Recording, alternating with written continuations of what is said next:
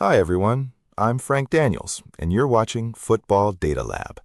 We work with a database of over 30,000 active professional players across more than 80 performance metrics. Today, we're looking at where defensive activity is concentrated and how it breaks down by position. On screen is a histogram covering almost 10,000 players. The horizontal axis shows combined tackles and interceptions across a season. The vertical axis shows how many players hit each total. And the first thing you notice is that the distribution is heavily skewed to the left. Most footballers complete fewer than 20 or 25 combined defensive actions over the course of a season. The tail stretches right, but it's long and very thin. That immediately raises two questions. How much of this is driven by position, and how much by individual style? And where does the real defensive burden actually sit? Is it concentrated in one specific cluster of players? That's exactly what we're going to work through in the scenes ahead. Okay, we've established the overall shape of the distribution. Now let's see how that figure splits apart across. We already saw how defensive workload breaks down across positions. Now let's look at where that workload peaks, split by league. The chart covers over 5,000 players. The English and Dutch leagues lead the way.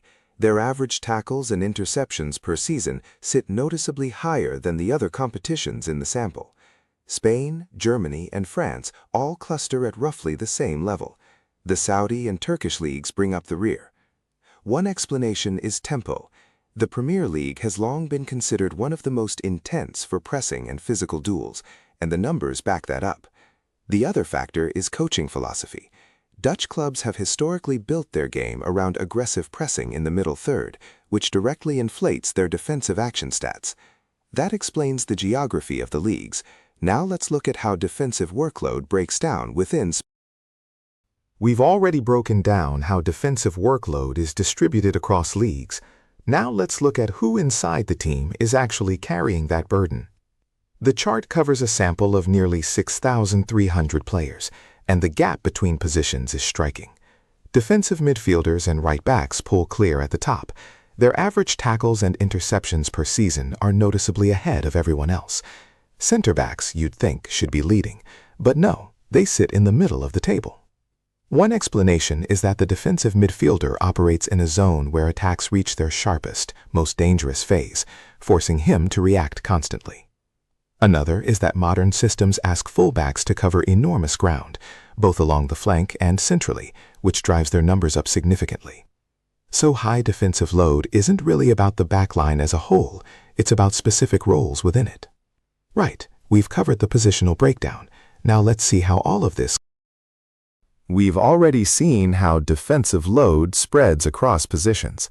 Now let's look at just how wide the gap between extremes actually is. This chart compares two groups, center backs and defensive midfielders against attacking players. The sample covers more than 7,000 footballers than forwards do. One explanation is purely positional. Attacking players simply spend less time in the zones where most duels take place. The other is tactical. Many teams deliberately free their forwards from defensive duties to preserve their energy for the final third. But here's the more important point. If you want to understand a club's overall defensive load, looking at the forwards is almost meaningless. All the work concentrates at the back, and that's a structural property of football itself, not a quirk of any particular league or manager. If this kind of analysis interests you, subscribe, and we'll be back in a few days with more breakdowns from the same dataset.